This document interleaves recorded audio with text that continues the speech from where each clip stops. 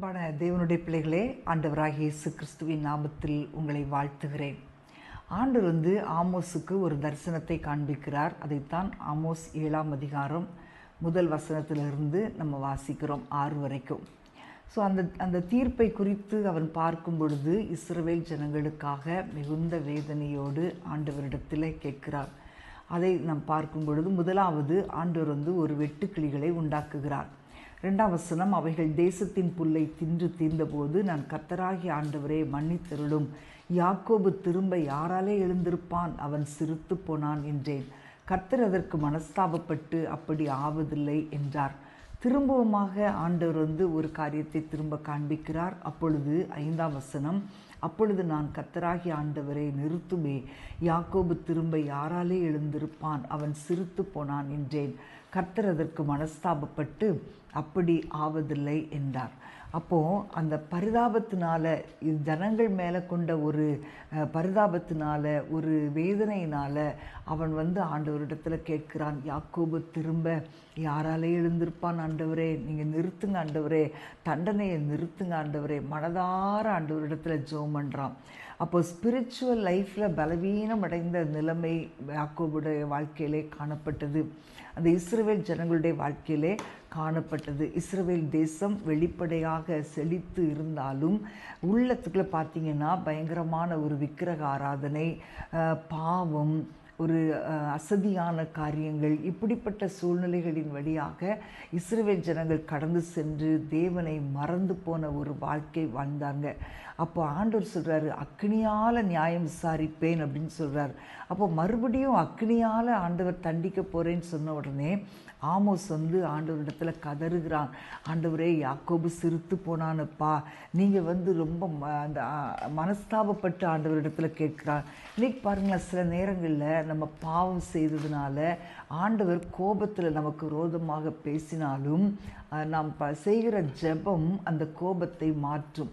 இப்போ மோசே யாத்திராகமம் 32ஆம் அதிகாரத்தில் நாம் பார்க்கும்போது இந்த இஸ்ரவேல் ஜனங்கள் பொன் கன்றுக்குட்டியை செய்து அதை வணங்கி நமஸ்கரிக்கும் போது ஆண்டவர் சொல்கிறாரு, இந்த ஜனங்களை பார்த்தேன், இவர்கள் வணங்கா கழுத்துள்ள ஜனங்கள். அப்போ மோசே ஆண்டவரிடத்தில் அந்த ஜனங்களுக்காக மன்றாடுகிறான். அப்போ 14ஆம் வசனத்தில் பார்க்கிறோம், அப்பொழுது கர்த்தர் தமது ஜனங்களுக்கு செய்ய நினைத்த தீங்கை செய்யாதபடிக்கு பரிதாபம் கொண்டார். ஆபிரகாமுடைய வாழ்க்கையில் ஆதியாகமம் 18ஆம் அதிகாரத்தில் சோதோமுக்காக மன்றாடுகிறான்.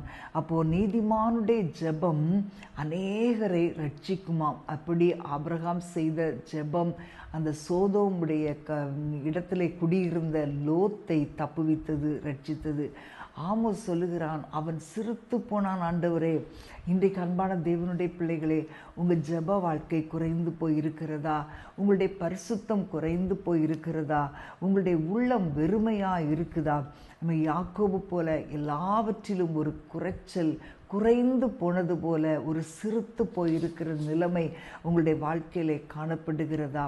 ஆண்டவர் நமக்கு ஒரு தீர்ப்பு கொடுக்கும்போது தேவனுக்கு முன்பாக மன்றாடி ஜெபிக்க ஒரு நபர் தேவை. எசேக்கியேல் 22:30 பார்க்கிறோம், நான் தேசத்தை அழிக்காதபடிக்கு திறப்பிலே நிற்க சுவரை அடைக்க ஒரு மனுஷனை தேடினேன், ஒருவனையும் காணேன். அப்போ அன்றைக்கு யாக்கோபுக்காக ஜெபிப்பதற்கு ஒரு ஆமோஸ் இருந்தான். இன்றைக்கு உங்களுடைய குடும்பங்களுக்காக ஜெபிக்க நீங்கள் எழும்ப முடியுமா? சபைக்காக நீங்கள் கண்ணீர் விட்டு ஜெபிக்க முடியுமா? தேசத்துக்காக கண்ணீர் விட்டு ஜெபிக்க முடியுமா? இன்றைக்கு குடும்பங்கள் சிறுத்து போனாலும் ஒரு ஜெபம் பண்ணும்போது குடும்பத்தை அது காப்பாற்றும். ஒரு மனம் திரும்புதல் தேவனுடைய நியாய தீர்ப்பை மாற்றி அமைக்கும்.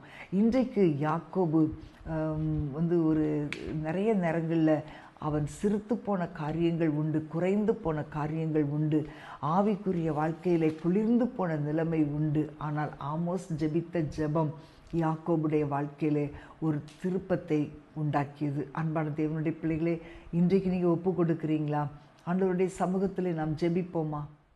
ஆண்டவரே ஸ்தோத்திரிக்கிறோம் அப்பா. இன்றைக்கு எங்களுடைய குடும்பம் ஆண்டவரே சிறுத்து போய் நிறைய காரியங்களில் குறைவுபட்டு போய் இருக்கிறதப்பா.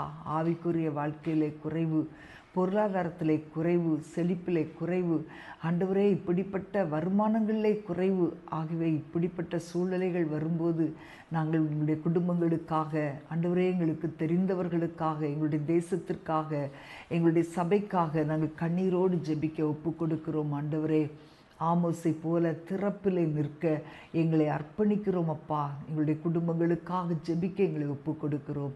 இயேசுவின் நாமத்தில் பிதாவே, ஆமேன், ஆமேன். இன்றைக்கு நம் போராடி ஆண்டவருடைய சமூகத்திலே ஜெபிக்கும்போது, அன்பான தேவனுடைய பிள்ளைகளே, உங்கள் குடும்பத்தின் குறைவுகளை கர்த்தர் மாற்றுவார். நீங்கள் சிறுத்து போயிருந்த எந்த காரியமானாலும் தேவன் உங்களை எழும்ப பண்ணுவார். God bless you.